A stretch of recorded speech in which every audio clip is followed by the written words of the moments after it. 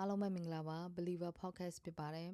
်ဒီကနေ့ကျမတို့အတူတကွလေ့လာသွားမယ့်အကြောင်းအရာကတော့ခရစ်ယာန်ဂိုင်းကနတွေထဲမှာကိုပိုင် doctrine ကိုပိုင်ကျမ်းစာအုပ်ကိုပိုင်အယူဝါဒနဲ့တမန်ကျမ်းစာကိုအနက်အတိတ်ပဲပြန်တဲ့အခါမှာလွဲချော်သွားတဲ့ဂိုင်းကနတစ်ခုအကြောင်းကိုအတူတကွလေ့လာသွားမှာဖြစ်ပါတယ်ခရစ်ယာန်ဂိုင်းကနမြောက်များစွာထဲမှာသူတို့ရဲ့ယုံကြည်ချက်တွေဟာကွဲထွက်နေတာဖြစ်တယ်သူတို့ကဘလို့တွင်တင်လဲဆိုရင်သင်သူတင်သားတွေဟာမွေးနေ့ပွဲကျင်းပခွင့်မရှိဘူးခရစ်စမတ်တို့ Easter Sunday လို့အဲ့လိုပွဲတွေကိုတားမြစ်ထားတာဖြစ်တယ်သူတို့ရဲ့ခံယူချက်ကဘာလဲဆိုရင်ယေရှုခရစ်တော်ဟ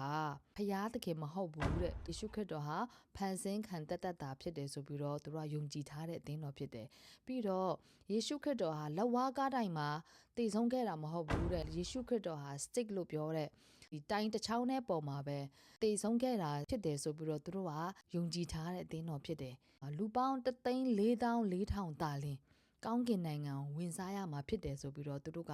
လက်ခံထားတာဖြစ်တယ်ပြီးတော့သူတို့ကနေမကောင်းဖြစ်တဲ့ခါမှာသူတို့ခန္ဓာကိုယ်ထဲမှာသွေးသွင်းတာတွေလုပ်လို့မရဘူးတဲ့အတင်းသူတင်းသားတွေဟာဆိုရင်နိုင်ငံတော်အလံတွေကိုအလေးမပြုတ်ရဘူးဆိုပြီးတော့တင်ကြားပေးတာဖြစ်တယ်ဆိုတော့အထက်ကလိုမျိုးထူးဆန်းတဲ့ဝန်တင်မှုတွေတားမြစ်ချက်တွေနဲ့သူတို့အသင်းတော်မှာသွားနေတဲ့ဂိုင်းကနတစ်ခုဖြစ်တယ်ဆိုတော့ဒီဂိုင်းကနရဲ့အမည်ကတော့ယေဟောဝါ၏သက်သေများလို့အမည်ရတယ် Jehovah Witness ဆိုတဲ့ဂိုင်းကနပဲဖြစ်ပါတယ်ဆိုတော့ Jehovah Witness လို့ပြောလိုက်တာနဲ့ခရစ်ယာန်တွေအားလုံးသိတာပါလဲဆိုရင်အိမ်တန်ရာရောက်တကားခောက်ပြီးတော့အေဝံဂေလိဟောကြားတဲ့သူတွေဖြစ်တယ်ဆိုတာကိုကျွန်တော်တွေ့ရတယ်ဆိုတော့သူတို့ကအေဝံဂေလိဟောတဲ့ဆိုတဲ့အခါမှာမယုံကြည်သူတွေတင်မဲမဟုတ်ပဲနဲ့ကျွန်တော်တို့ကခရစ်ယာန်မှာယုံကြည်သူပါလို့ပြောရင်လေသူတို့ရဲ့တုံတင်ချက်တွေကိုမဂ္ဂဇင်းတွေစာဆောင်တွေအများကြီးထုတ်ပြီးတော့အိမ်တန်ရာရောက်တကားခောက်ပြီးတော့လာပြီးတော့ဝေမျှကြတဲ့သူတွေဖြစ်တယ်ကျမတို့ဒီ podcast လုပ်ရတဲ့အဓိကရည်ရွယ်ချက်ကသူတို့ဂိုင်းကနကိုကျမတို့ကမုံတီးပြီးတိုက်ခိုက်ဖို့လုံးဝမဟုတ်ပါဘူးကျမတို့လူကိုမစီရင်ဘဲနဲ့သူတို့ရဲ့တုံတင်ချက်ကိုသာတမန်ကျမ်းစာနဲ့စစ်ဆေးဖို့ဖြစ်ပါတယ် Jehovah Witness ရဲ့စတင်လာပုံတမိုင်းအကျဉ်းလေးကိုကျမအနေငယ်ပြပြချင်တယ်သူတို့ရဲ့စတင်ပုံကတော့19ရာစုနှောင်းပိုင်းကာလမှာကျမ်းစာကိုလေ့လာနေကြတဲ့ Bible Study Group ကနေစပြီးတော့သူတို့ကပေါ်ပေါက်လာတာဖြစ်တယ်1931ခုနှစ်မှာ Joseph Franklin ဆိုတဲ့သူကပြန်ပြီးတော့သူတို့ရဲ့ group ကို Jehovah Witness ဆိုပြီးတော့နာမည်ပြောင်းပေးခဲ့တာဖြစ်တယ်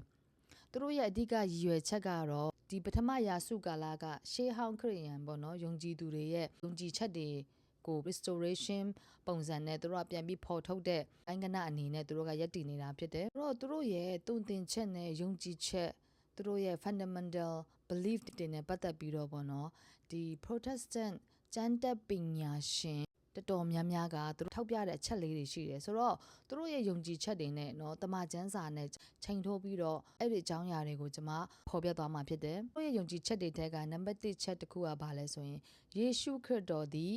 ဖယားမဟုတ်ပါတဲ့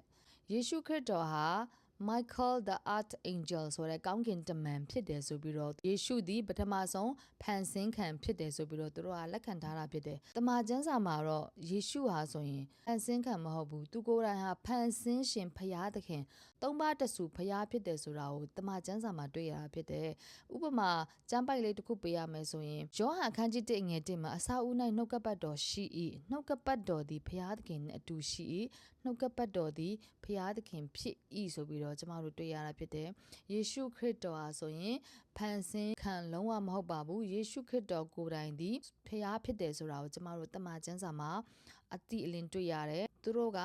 ဖယားသခင်ရဲ့ယေရှုခရစ်တော်ရဲ့တန်ရှင်းသောဝိညာဉ်တော်ရဲ့ဆိုတာတလုံးတဝတည်းဖြစ်တဲ့သုံးပါးတဆူဖယားဖြစ်ကြောင်းသူတို့ကမယုံကြည်ဘူးကျမတို့တမန်ကျမ်းစာမှာဘယ်လိုတွေ့ရလဲဆိုရင်မဿဲ28:19ခမဲတော်သားတော်တန်ရှင်းသောဝိညာဉ်တော်၏နာမ၌ကျမအပြည့်အစုံမဖတ်ပေးတော့ဘူးနှစ်ကော73:14မှာလဲဖယားသခင်ရဲ့ယေရှုရဲ့တန်ရှင်းသောဝိညာဉ်တော်ဟာသုံးပါးတဆူအနေနဲ့သူတို့ဖော်ပြထားတဲ့ကျမ်းပိုက်တွေဖြစ်တယ်နောက်ထပ်ကျမ်းပိုက်များစွာလည်းရှိတယ်ဒါမဲ့ကျမတို့အချိန်မရှိအတွက်ကြောင့်မလို့တချို့ကျမ်းပိုက်ကိုပဲဖော်ပြသွားမယ်နောက်ထပ်တုံသင်ချက်ကတော့ Holy Spirit လို့ပြောတဲ့တန်ရှင်းသောဝိညာဉ်တော်ဟာ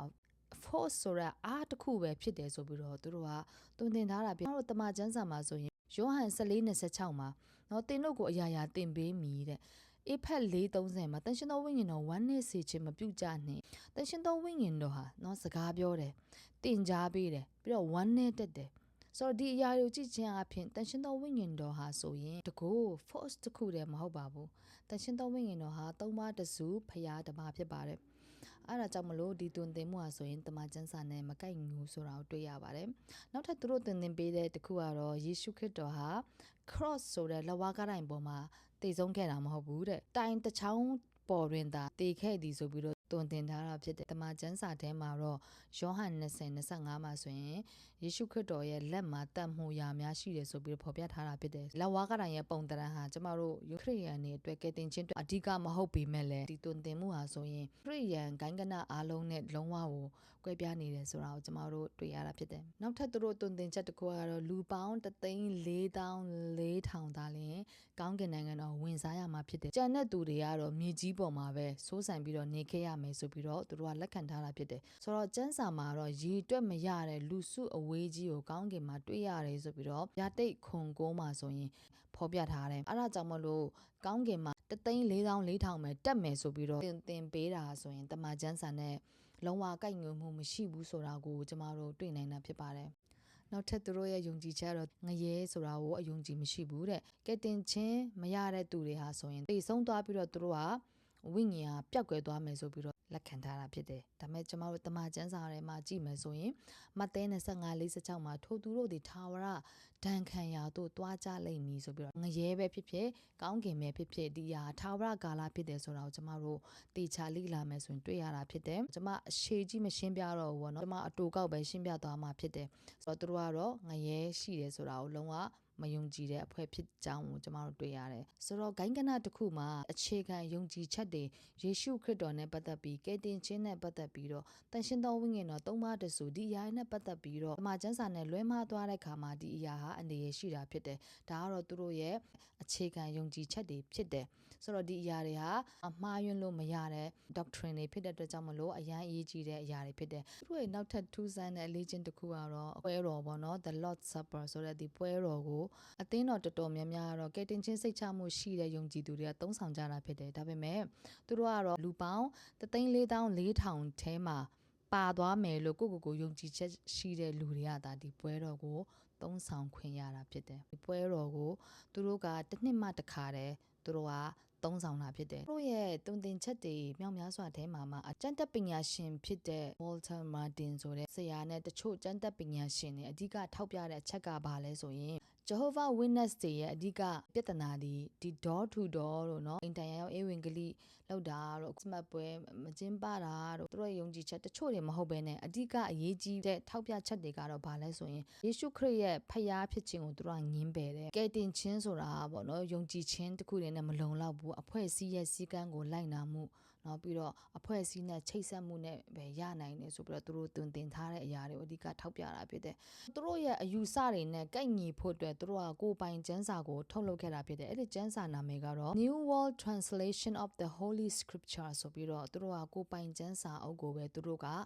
အသင်းတော်မှာအသုံးပြုကြတာဖြစ်တယ်သူတို့ကဒီမဂ္ဂဇင်းတွေလည်းထုတ်တယ်ကင်းမျော်စင်အဖွဲ့ပေါ့နော်ပြီးတော့ Awake ဆိုတဲ့ No Law ဆိုတာဒီမဂ္ဂဇင်းတွေဟာဆိုရင်ဒီ Jehovah Witness တွေရဲ့အဓိကစာပေတွေဖြစ်တယ်ဆိုတာကိုတွေ့ရတယ်မှားယွင်းတဲ့နော်ဂိုင်းကနတွေကိုဒီ apologetics view ကနေကျမတို့ကထောက်ပြတော့မယ်ဆိုတဲ့အခါမှာသူတို့ရဲ့အဓိကတွင်တင်ချက်ဖြစ်တဲ့ယေရှုခရစ်တော်အကြောင်းကယ်တင်ခြင်းအကြောင်းသူတို့ကပြန်ပြီးတော့ကိုယ်ပိုင်တမန်ကျမ်းစာထုတ်တာတော့ကယ်တင်ခြင်းဟာနော်ယုံကြည်ခြင်းတစ်ခုတည်းနဲ့မဟုတ်ဘဲနဲ့ကိုစူးစမ်းမှရတယ်ဆိုတဲ့ဒီလိုသင်ယူမှုတွေဒီအချက်တွေပေါ်မှာမူတည်ပြီးတော့သူတို့ရဲ့သင်ကြားမှုတွေဟာတမန်ကျမ်းစာနဲ့အမှန်တကယ်ကိုက်ညီရဲ့လားဆိုတာကိုကျမတို့ကအဓိကပြောပြရတာဖြစ်ပါတယ်ဆိုတော့နောက်ဆုံးအနေနဲ့ပြောရမယ်ဆိုရင်ကျမတို့ဒီဗီဒီယိုပြုလုပ်ခြင်းဒီလူပုဂ္ဂိုလ်တွေကိုတိုက်ခိုက်ခြင်းလုံးဝမဟုတ်ဘဲနဲ့သူတို့ရဲ့တွင်တင်ချက်တွေဟာတမန်ကျမ်းစာနဲ့အမှန်တကယ်ကိုက်ညီမှုရှိမရှိဆိုတာကိုပြန်လဲသုံးသပ်နိုင်ဖို့အတွက်ကျမတို့တင်ပြရခြင်းဖြစ်ပါတယ်အဲဒါကြောင့်မလို့ဒီ Protestant ကျမ်းတက်ပညာရှင်တွေကတော့ Jehovah Witness ဂိုင်းကနဟာဆိုရင်တမိုင်းဝင်ခရစ်ယာန်အယူဝါဒကနဲ့တွေ့ဖယ်တဲ့အုပ်စုတစုဖြစ်တယ်ဆိုပြီးတော့သတ်မှတ်ထားကြတာဖြစ်ပါတယ်အကယ်၍တင့်ရဲ့အနီးနားမှာ Jehovah Witness ဂိုင်းကနဝင်တွေကိုတွေ့တဲ့ခါမှာလဲကျမတို့ကသူတို့နဲ့အငင်းပွားဖို့ရန်ဖြစ်ဖို့သူတို့အဆက်ခွဲဖို့သူတို့ကိုမုန်းတီးဖို့လုံးဝမဟုတ်ပဲနဲ့ကျမတို့တွေကမေတ္တာနဲ့သူတို့နဲ့ဆက်ဆံပြီးတော့မေတ္တာနဲ့ပဲသူတို့ကိုအကျမ်းစာရဲ့အမှန်တရားကိုကျမတို့ကဖွင့်ပြပြီးတော့ပြောဆိုရမှာဖြစ်ပါတယ်အားလုံးကိုဖျားရှင်ကောင်းချီးပေးပါစေနောက်ထပ်ဗီဒီယိုမှာကျမတို့ပြန်တွေ့ကြမယ်